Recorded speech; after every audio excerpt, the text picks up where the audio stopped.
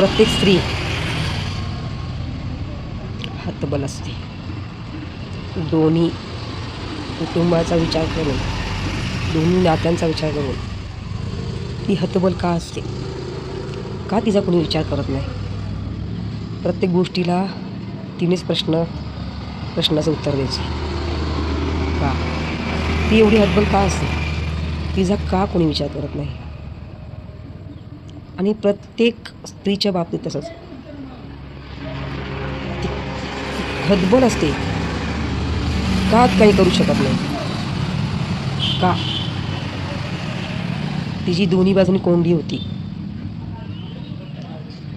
तिचा जीव गुदमरतो, श्वास गुदमरतो तिचा. पण स्त्रीला का समजून घेऊ शकत नाही कोणी? तिचा विचार का करत नाही कोणी? आपल्याच माणसांचा आपण किती विचार करायचा? दोन्ही बाजूनी विचार करा. दोन्ही बाजूनी, सासर माहेर दोन्ही बाजूनी विचार करा. तुम्ही जर दोन्ही बाजूनी सेम विचार केला ना, ते सगळे प्रश्न सुटतील आणि तिची कोंडी होणार नाही. एका स्त्रीची कोंडी होणार नाही. पटतंय का माझं बोलणं? थोडं कडू आहे पण सत्य आहे. या प्रश्नाचं उत्तर मला द्या की का एक स्त्री हतबल असते प्रत्येक नात्याला? का?